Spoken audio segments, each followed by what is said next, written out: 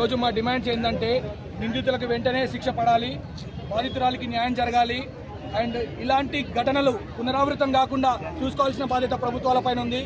మా తదుపరి కార్యాచరణ ఏంటంటే ఇమ్మీడియట్గా జస్టిస్ జరగకపోతే, justice delayed is justice denied, ఇమ్మీడియట్గా ఆమెకు జస్టిస్ జరగకపోతే ఈ ఉద్యమాన్ని తీవ్రతరం చేయబోతున్నాం. ఇప్పుడు ఎలక్టివ్స్ మాత్రమే మేము బాయ్కాట్ చేయడం జరిగింది, కానీ ఫ్యూచర్లో ఎమర్జెన్సీస్ కూడా బాయ్కాట్ చేసి అందరూ డాక్టర్లు, పారామెడికల్, వైద్య సిబ్బంది అందరం రోడ్ల మీదకి వచ్చి మా నిరసన తెలియజేస్తాం.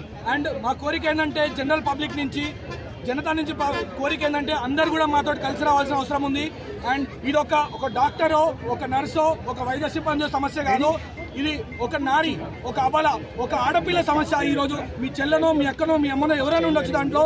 రేపు పొద్దున గవర్నమెంట్ డ్యూటీలో అండ్ తను వర్క్ చేసే ప్లేస్లో సేఫ్టీ లేనప్పుడు ఈ ఇండిపెండెన్స్ డే ఎందుకు, ఈ రక్షాబంధన్ ఎందుకు, ఇవన్నీ ఎందుకు? ఈరోజు 3 రోజుల క్రితం మనం ఇండిపెండెన్స్ డే, స్వాతంత్ర దినోత్సవం జరుపుకున్నాం, మనకు స్వాతంత్రం లేదు. రేపో ఎల్లుండో మనం రక్షాబంధన్ చేసుకుంటున్నాం, కానీ మన సిస్టర్స్కి రక్షణ అనేది లేకుండా అయిపోయింది. సో మా డిమాండ్స్ ఏంటంటే ఇమ్మీడియట్గా జస్టిస్ జరగాలి, ఇమ్మీడియట్గా న్యాయం జరగాలి. అండ్ న్యాయం జరగకపోతే ఈ ఉద్యమాన్ని తీవ్రతరం చేస్తాం. అండ్ ఇది నేషనల్ వైడ్ ఇష్యూ అయ్యి డేంజర్కి దారి తీసే అవకాశం ఉంది.